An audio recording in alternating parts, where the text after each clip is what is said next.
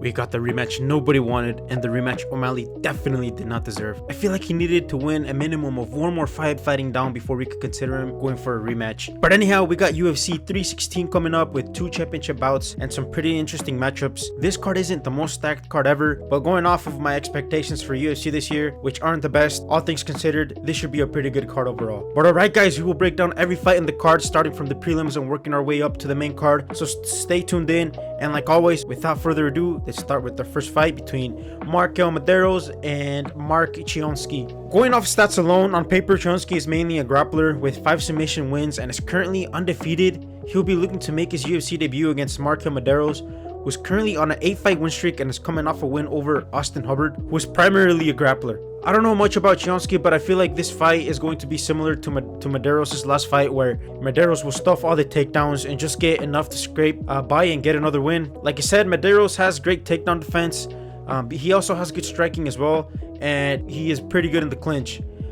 With Medeiros having the more UFC experience and his winning momentum, and Mark Chionsky not really having that UFC experience yet, I think Mark Medeiros is going to be able to pull another win here. I have no idea how, but my long shot guess is probably a 3rd round KO/TKO win. Alright guys, moving on to the next fight, we got Quillian Salkid going up against Yanal Ashmus. Khalid is coming off a super fast KO win over Jubilee and is currently on an 8-fight win streak with 2 unanimous decision wins, 3 submissions, and 3 KO/TKOs. On the other hand, we got Ashmus, who's coming off a dominant win over Trevor Peek. Before that loss to Chris Duncan, which is not a bad loss, to be honest. I mean, he did get kind of outclassed in the striking, and Chris Duncan isn't really known for striking, but this guy was on a 7-fight win streak and was doing pretty good, but we haven't really seen him fight that much recently.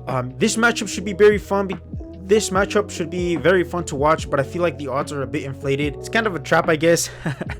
I don't think this fight is going to be as lopsided as the sport books have it currently. I think Salkid received a little bit too much hype for his KO win, but regardless what I just said, I still think he's going to be able to win. I just wouldn't bet on this fight though, because Yanal Ashmus, this guy's a little bit of a T-Rex. He does have a short reach, and I'll talk about that here in a bit, but he still has that threat of carrying power between his strikes. But yeah, Salkid has a 3-inch height advantage and a huge 6-inch reach advantage as well. If Salkid controls the range and finds his shots and takes advantage of the reach, I don't think Yanal will be able to deal with that. Kind of like we saw in that Chris Duncan fight. Salkid is going to need to mix in his kicks at range with moving in, land some shots, and then moving out. But I think Salkid will get a decision win over Ashmus. Alright guys, before we move on to the next fight, just want to say if you guys are enjoying the video so far, don't forget to give a like, subscribe, and turn on those notifications to stay up to date for all my videos that I upload. Alright guys, moving on to the next fight, we got Jega Saragi versus Yu Sang-yu. Man, I haven't seen either of these fighters fight, but Yu Sang-yu has been on a tear, and I feel like he is a little bit better than Saragi. Saragi is 14-4. He's coming off a loss to Wilson where he got put in a submission and he lost. Yu Sang-yu, this is UFC debut. He's an undefeated fighter with 3 KO/TKO wins, 4 decisions, and 1 submission win. This is another super lopsided fight in the sport books. I don't know if I would trust this, but I think Yu Sang-yu is going to be able to finish Saragi, most likely by a KO/TKO, probably in the 1st round. For the last fight of the early prelims, we got the first of 2 women bouts of the night, Ariane Lipski versus Wayne Kong. Alright guys, like we've been doing in the past for the women fights, it's pretty unpredictable to pick who to win. They're just so inconsistent. But this should be a pretty fun matchup between these 2 ladies. Ariane Lipski, she's currently on a 2-fight losing streak. She lost one by a decision and the other one by a submission. Wayne Kong coming off a win over Bruna Brazil and a unanimous decision win. For my pick though guys, I think I'm going to go with Wayne Kong. No particular reason, but I'm just going to go with her because she's the favorite in this fight. I know sometimes that doesn't matter, and like I said, sometimes the favorites are a bit inflated, but I think Wayne Kong is going to be able to pull a decision win here. Sweet, to open up the prelims, we got Kaylin Williams and Andreas Gustafsson in a welterweight bout that should be an entertaining fight where these guys will slug it out and have a hell of a scrap. My early prediction, this fight will be one of the best fights of the night and will get a bonus of some sort. Anyway, Williams put a record of 12-1 until he faced Michel Pereira, and ever since then has been a win/loss fighter. To be fair, he lost to Randy Brown, which that loss is aging kind of well because Randy Brown looked amazing in his last outing. And most recently, he lost to Gabriel Bonfim where he got put in a submission. This guy has been going up against killers, and he just can't get over that hurdle, man. On the other side of the octagon, we got Andreas Gustafsson, who's currently on a 3-fight win streak, all of them by KO/TKOs. He was supposed to fight last weekend, but both of his opponents pulled out. They were scared of him. Nah, I'm just kidding. I'm not too sure why, but he was without a fight until he got put into this card, which is amazing because I really wanted to see him fight. But anyway, this guy is a very dangerous and vicious fighter who has great striking, carries a lot of power behind the strikes, and this guy will eat a strike to land a strike. I don't think this fight will go the distance, and it will end with a vicious KO from either side. But I think the new up and comer and Gustafsson will be able to land the fight-ending shot and get a KO win here. Sweet. Moving on to the next fight, we got Sergey Spivak versus Waldo Cortez Acosta. Sergey Spivak coming off a loss to Almeida, where he got finished by a KO. He's 17-5. This guy's very inconsistent, man. He'll look amazing against one guy, but then against another one, he'll completely freaking shit the bed. He's going up against Waldo Cortez Acosta, currently on a 4-fight win streak, 2 KO/TKO wins, and a unanimous decision win. With his most recent win being over Ryan Spann, where he KO'd him in the second round. I don't know, man. This is a good underdog pick. I know Sergey Spivak has been fighting pretty good fighters recently, but I think Waldo Cortez Acosta can get one more win in the heavyweight division. He's good, but he's not like top 10 ranked good, so that's why I think he is going to be able to beat Sergey Spivak here, most likely by a TKO on the ground, because Sergey Spivak is definitely going to want to look to wrestle Waldo Cortez Acosta here, because he's mainly a wrestler with a pretty decent takedown accuracy. It's currently at 62%, but like I said, Sergey Spivak, I don't trust this guy. He's very inconsistent. I think Waldo Cortez Acosta is going to land a strike to wobble him to the ground, and he will finish him with some nasty ground and pound and get this win. All right, moving on to the next fight, we got Azamat Murkazanov going up against Brenson Ribeiro. Azamat is coming back from a suspension. He's 14-0. He's an undefeated fighter, with his most recent win being over Menfield, where he finished him via KO/TKO. Dude, this guy is very freaking dangerous, man. He has 10 KO/TKO wins with a crazy significant strike percentage of 58%. And then his opponent, we got Brenson Ribeiro, 17-7. He's currently on a 2-fight win streak, a submission and a split decision win, with this most recent being the submission win against Nurgazai. He looked good in that fight. However, I don't think Brenson Ribeiro is going to be able to beat Azamat. Brenson Ribeiro has a lot of power behind the strikes, but so does Azamat, and I feel like Azamat is going to be able to KO/TKO this guy pretty freaking fast. I don't think this fight is going to go past the first round. I just think Brenson Ribeiro is too cheeny, man. He does get hit a lot, and he has had 3 fights that he has lost by KO/TKO. He does have a crazy 5-inch height advantage and a 10-inch reach advantage as well, but Azamat, man, I think he's just too dangerous. And like I said, I think this is going to be a KO win for Azamat, most likely in the first round. Alright guys, moving on to the last fight of the prelims, you got Bruno Silva and Joshua Van. Bruno Silva, 14-6-2 with 1-0 contest. He's coming off a loss to Manel Cap, where he got finished. He's going up against Joshua. Let me tell you about this kid, Van. Shout out to Ivan. He's 13-2. He's currently on a 3-fight win streak, all of them being by decision. Both of these guys are super high output, super fast-paced fighters. Joshua Van, his most recent win was against Saruya, where he stuffed all of Saruya's takedowns. Saruya is a great freaking grappler, and he was only able to take him down 4 out of 21 times. Joshua Van, he's got great boxing. He showed it against Edgar Chairez, where they both scrapped it out. It was a super fun fight to watch. I watched that back recently, and it was amazing. And again, man, like, common trend in this freaking card, the sportbooks have it super lopsided. I don't think it's going to be this lopsided. I still think Joshua Van is going to win, but no way it's this lopsided. This is going to be a super fun fight to watch. I feel like Joshua Van is going to be able to piece up Bruno Silva. If he keeps his takedown defense like from last fight, no way Bruno Silva is going to be able to take down this guy. So yeah, for my pick, I got the young up-and-comer Joshua Van to get a nice KO win, most likely in the second round. Alright guys, moving on to the main card of UFC 316. We got Vicente Luque going up against Kevin Holland. Man, Kevin Holland is so active, man. You love to see it. Vicente Luque, 23-10-1. He's coming off a win over Garimbo, where he submitted him. He's going up against Kevin Holland, 27-13 and all with 1-0 contest, coming off a win over Gunnar Nelson. A super fun fight where he won a decision win over him. See, this is what I mean. This card isn't too stacked, but this is going to be another fun fight to watch.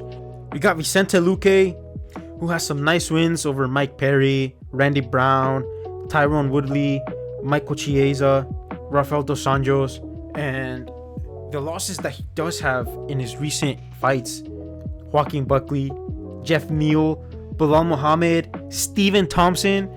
So he's been fighting crazy good names, crazy good fighters, and he has a variety of finishes with 11 KO/TKO wins and nice submission wins. However, I don't trust this guy that much. He's getting there in age. He's definitely slowed down from as himself in his earlier career. He's going up against Kevin Holland, who's also pretty inconsistent as well, with in recent times haven't been able to put a win streak together. Yes, he's coming off a nice win over Gunnar Nelson, but he did lose to RDR, Roman Dolidze, and Michael Page and Jack Della Mad. Damn. Well, both of these guys have fought pretty good names. I went with Kevin Holland in the last fight. He got a nice win there, and I think I'm just gonna go with Kevin Holland. This is gonna be mainly a striking fight. I don't think this is gonna go to the ground. The other one, Kevin Holland's last fight did go to the ground because Gunnar Nelson is more of a wrestler. But I don't think this fight is gonna go to the ground, guys. I feel like this is gonna stay on the feet. It's gonna be a striking battle, and hopefully these guys scrap it out. But yeah, for my pick, I got Kevin Holland to win another decision win. I think he might be able to piece him up. So we'll see. All right, moving on to the next fight. We got Mario Bautista going up against Patchy Mix. Patchy Mix's UFC debut. Probably one of the better and best fighters outside of the UFC. He's going up against the pretty hated Mario Bautista. He's 15-2. He's currently on a 7-fight win streak with 4 decision wins and 3 submission wins, with his most recent being a split decision win over Jose Aldo. And then Patchy Mix, 20-1. He's currently on a 7-fight win streak, 2 submission wins, 2 decision wins, and 1 KO/TKO win. This is going to be a pretty fun fight to watch because Patchy Mix is a really good grappler, and so is Mario Bautista. I don't think this fight is going to stay on the feet, and if it does, it's probably going to be another clinch fest by Mario Bautista, which hopefully doesn't happen because Patchy Mix is not going to let Mario Bautista do any of that. He's going to take him to the ground, show him what a real grappler is, and he's going to put him in a submission. But Patchy Mix gonna piece up this guy on the ground, beat him to a pulp with ground and pound, and like I said, eventually finding that submission and getting a win here over Mario Bautista. And Patchy Mix is gonna have the crowd behind his back and will cheer him on just like I will. All right, guys, moving on to the next fight. We got Kevin Gastelum versus Joe Pyfer. This bout was supposed to be for Mexico City a couple months ago, but it got canceled because Joe Pyfer pulled out very last minute because he got quote unquote sick and he shitted on Mexico, man. But I don't want to be biased. I'm not gonna say nothing else. Kevin Gastelum, 29 with 1-0 contest, he's coming off a win over D-Rod, where he got unanimous decision win. Joe Pyfer, 13-3, coming off a win over Marc-Andre Barriol, where he finished him via KO. This is gonna be a fun matchup. Joe Pyfer, known for his heavy power behind the strikes, and Kevin Gastelum, known for his crazy chin. But man, my original pick for the Mexico City card was Kevin Gastelum pulling with a nice underdog win. But I don't know, man. I don't like Joe Pyfer, but I feel like he's going to be able to win. Kevin Gastelum, he's just getting there he's getting there in age. He's been hit a lot, taken a lot of damage. And I don't think Joe Pyfer's going to be able to finish Kevin Gastelum. But I think this will be a super fun fight. Joe Pyfer's going to land a lot of strikes, and Kevin Gastelum is going to strike back as well. And for my final prediction, I think I got Joe Pyfer to win by a decision win. Anyway, guys, moving on to the co-main event of the evening. We got Juliana Pena going up against Kayla Harrison for the bantamweight championship. We got Juliana Pena, 13-5, coming off a win over Pennington via split decision. She's going up against Kayla Harrison, currently on a 3-fight win streak, 2 of them being decisions and 1 submission win. Juliana Pena, this is going to be her first title defense, so we'll see how this goes. Kayla Harrison, I feel like she's going to win this fight. She's got that better grappling, but props to both of these ladies. They're trying to make this fight super entertaining by trash talking each other and starting beef. I like that. Hopefully it's a super fun title match. Hopefully it's a little better than the previous women's title match, which I think it should be. But yeah, Kayla Harrison to win. she's most likely gonna put Juliana Pena in a submission and get the championship, which will bring Amanda Nunes back into the UFC and challenge Kyla Harrison for the title. Just watch. That'll be a sick fight. Kyla Harrison versus Amanda Nunes. But yeah, guys, moving on to the main event of the evening. We got Merab Dvalishvili going up against Sean O'Malley. Merab 19-4. He's currently on a 12-fight win streak with 11 unanimous decision wins, man. This guy's a decision machine, but he's at least super fun to watch. And he does have one TKO win. His most recent win was against Umar Nurmagomedov, where he beat him in his title defense via unanimous decision. Sean O'Malley, he's coming off some nice wins against a lot of ranked contenders. He's beat the number 3 spot, the number 5 spot, and the number 8. Yeah, right. Who am I kidding? This guy hasn't fought since his last fight to Merab, where he lost via unanimous decision. Like I said at the beginning of the video, guys, this is probably one of the most undeserved title shots. I still think that Sean O'Malley should have fought below and got another win before we could even consider him going for another title shot. But it is what it is. Dana White pushed this and nothing we can do about it.